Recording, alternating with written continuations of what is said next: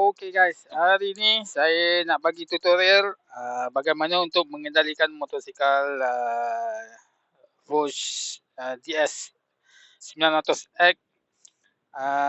So hari ni untuk pengendalian figure of 8. Bagaimana kita nak buat figure of 8 dan U-turn.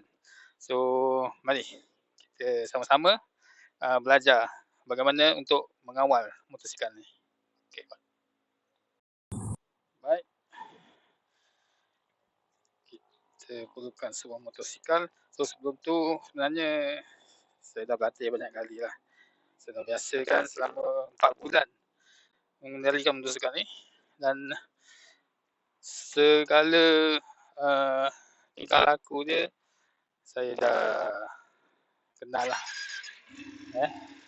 Okay. Mula-mula kita buat U-turn lah. Pusing-pusing dulu lah.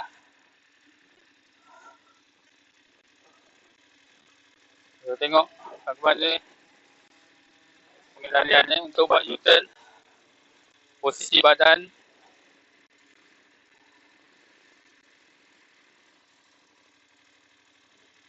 Untuk keseimbangan.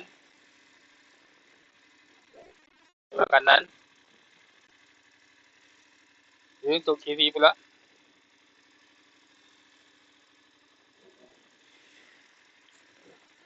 Okey, motosikal ni kalau tuan-tuan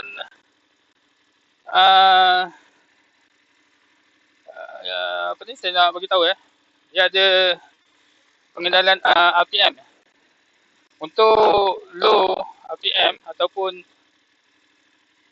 kata dia automatic lah untuk ideal daripada 1500 RPM. Okey. Tinggi lah. Maknanya tak perlu main total lah. Okay. Sekarang saya buat figure of 8. Cuma main kelas saja.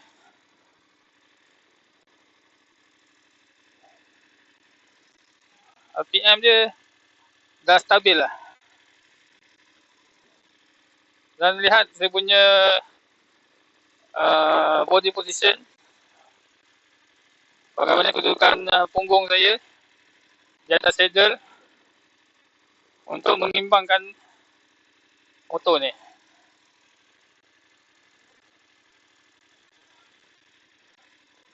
Okey, kalau nak nampak macam pro sikit, jangan pandang bawah. Pandang mana kita nak pergi. Dah wet, lambai ke.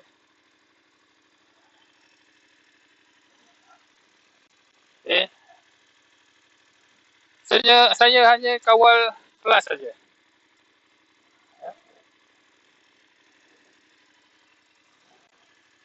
Kontrol kelas saja. Sebab RPM yang dia bagi untuk idling ni masa dalam keadaan bergerak pada 1500 RPM. So biasakanlah untuk mengendalikan dia. Jangan main jangan gantung kelas. Takut nanti kelas terbakar, kita just kasih power kita lepas.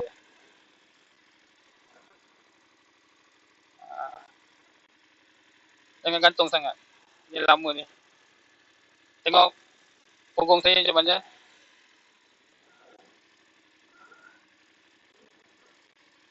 Okay. Tanpa apa ni? Ada pula berat sih. Dia punya handle ni tu berat. Kalau untuk buat figure of 8 ni. Kena bantuan dua belah tangan. Relax je, relax.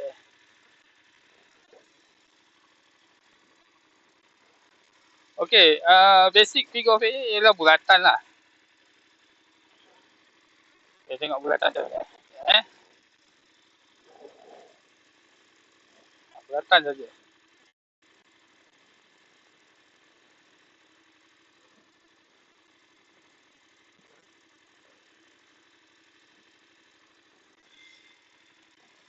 Nampak? Tengok punggung ya. Kita duduk atas apa? Graviti.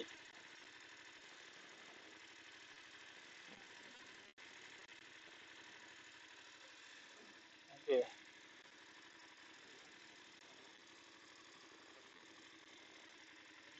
So, ini sajalah info berkaitan dengan figure of 8. Throttle control. Kali ni tak ada throttle control sebab ini kita guna RPM lah.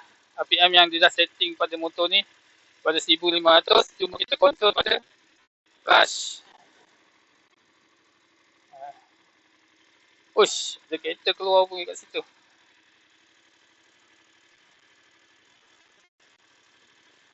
So, apa kegunaannya sebenarnya? Untuk kita buat U-turn. Contoh kita nak buat U-turn kan mudah. U-turn. Mudah.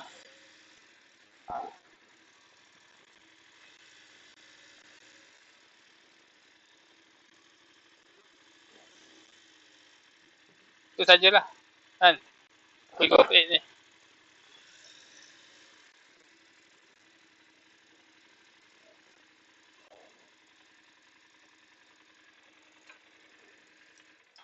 Okey. Sekian saja perkongsian saya pada hari ini.